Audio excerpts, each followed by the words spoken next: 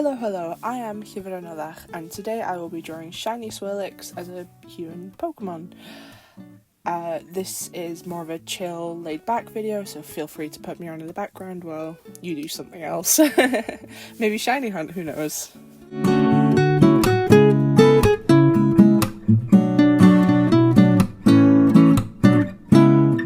So these first few drawings are just to get the vibe of the illustration down.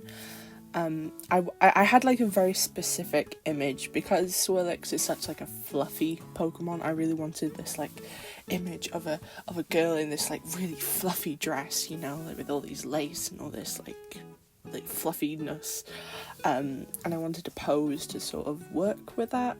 So the first few bits of this video are just me playing around with poses and whatnot.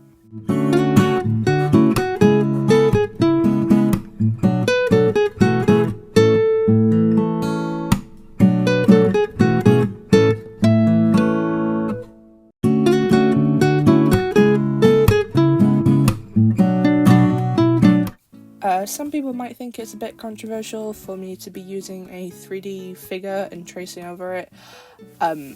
You're more than welcome to leave. It's something that a lot of professional artists do. It's something like so many manga artists, webcomic artists, etc. do. It's a bit of a shortcut, and it's also a feature that's in Speedpaint. Like, this is something I've had to download. It's in the program. I do regularly use 3D models to just sort of get the anatomy, the pose down, if it's a pose that, like, for example, I can't find a reference of online. And I still think I added my own flair with the anatomy. Like, the head is a bit bigger than like the model is. I made the hands a bit bigger, etc. You know, I'm still adding my own flair.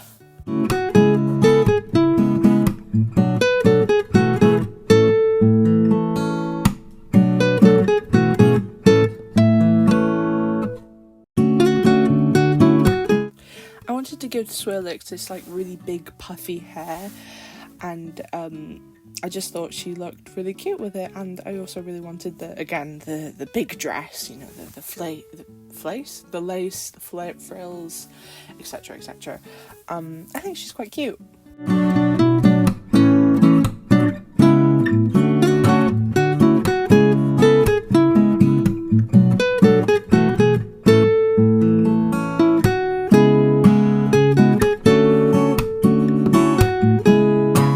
I also noticed that the references I was pulling from for the dress design were very like winter themed, which was probably just a subconscious choice to make her look really warm for me, to be honest, like really fluffy.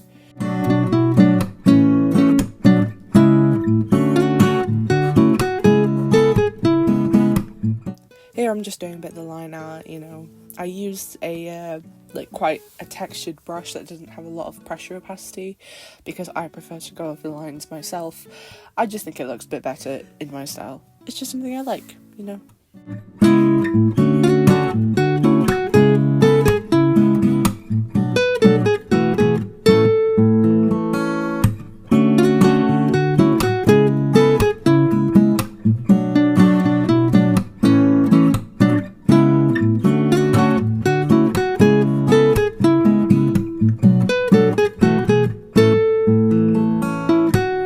I'm adding a bit of like extra detail in the hair, and spoiler alert, I don't keep this. I don't think it necessarily looks good in my style for the look I wanted to achieve.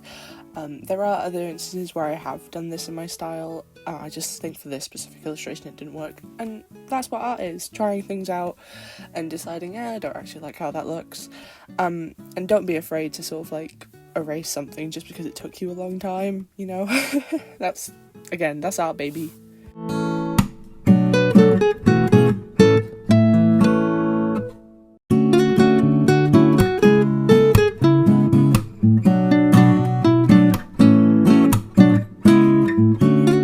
I should mention that a lot of this is done on my new tablet, which is an XP Pen Artist Generation 22 Pro, I believe, if I remember correctly. if anyone's been watching my videos for a while, the past few drawings, aside from the Flabébé one, which was my last video, they've all been done on my iPad, and I feel that I can actually get a lot more detail on the XP pen. I feel it's a bigger screen, so I can just zoom in a lot better, which is why I really wanted to give Swirlix this like really intricate design, because it was like, finally I could do it while feeling comfortable, because I'm sitting at a desk as opposed to sitting in my bed with my iPad. So yeah, I just wanted to try something new, I guess.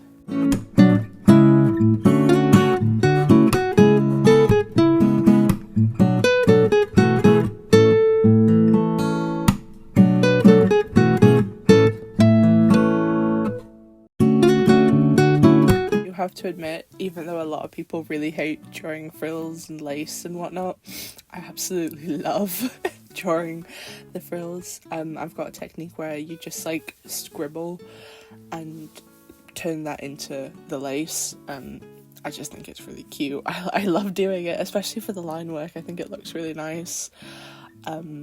So yeah, maybe more of my Pokemon designs will have more frills, possibly.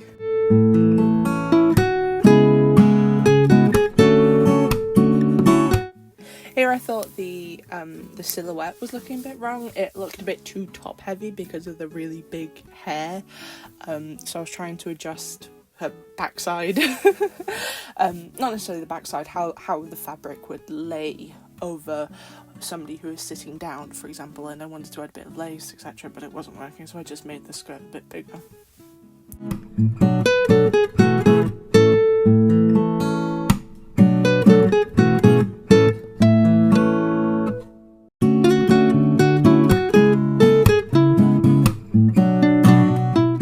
Here I'm adding a lot of the colouring. I wanted to obviously take a lot of influence from the like shiny Swirlix design itself, and I quite like it. I think I was going to just stick with blonde, but I think the blonde with the brown highlights really works a lot better for that sort of like candy feel, you know, that like sweet confectionery feel. And I think it's quite cute. I think it also adds a lot of for normally, because this Pokemon is very light, it adds a bit of contrast to the design, instead of the whole design just being like pale yellow, for example.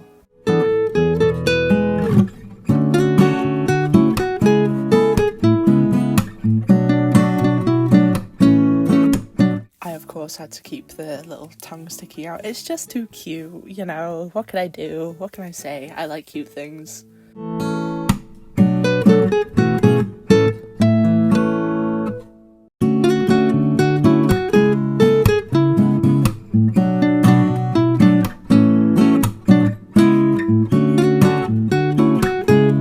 What I'm doing here is I'm just filling the entire dress in a base layer that's easy to see, for example orange, and I do a clipping layer on top of that to sort of add the colours to the orange. Don't worry, she's not orange.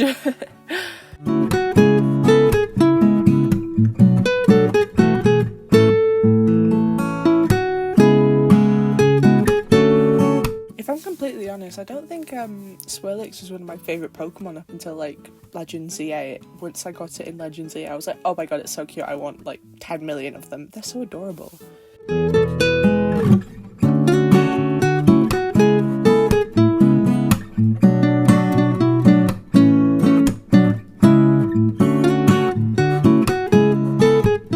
The brown shoes are obviously to mimic the fact that the Pokemon has brown feet, and the brown buns in the hair is the brown ears.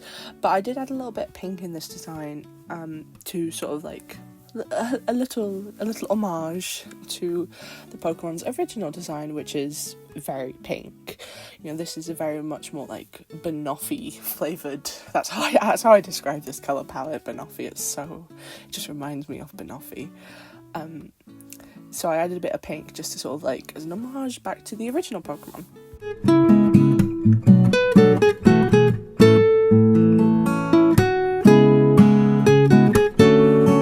Here I'm just adding a bit of shading, you know how it is. I use a cell shading brush, and I just use a little bit of an airbrush and a little bit of smudge to give it that sort of, you know, that it doesn't look too harsh, just slight softness. That's what I go for.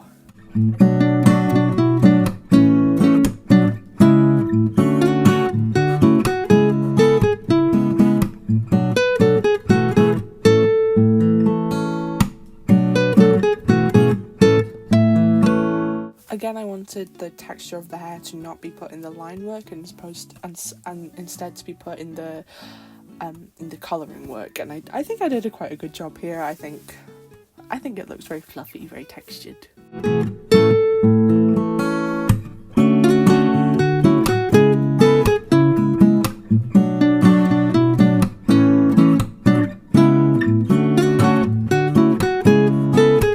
I personally do when I'm drawing like pale clothes. I know this is like, you know, pink and light yellow, but I generally do it a lot with white clothes, but I think pale in general works.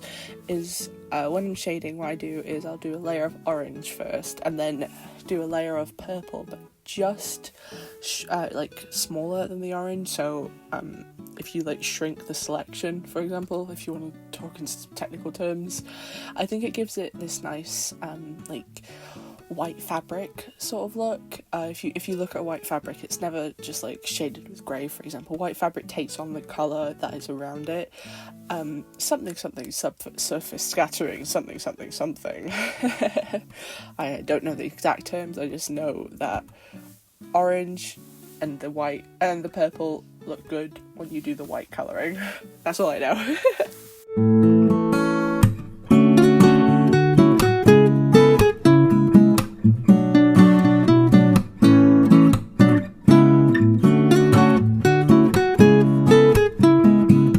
I'm just adding a background, mucking around with a few patterns, etc. I wanted to give it like a patterned background, so I'm just playing around.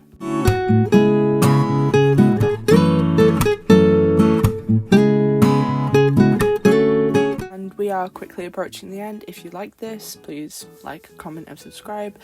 Please do comment which Pokemon you'd like to see me draw in the future. I'm always looking for video ideas.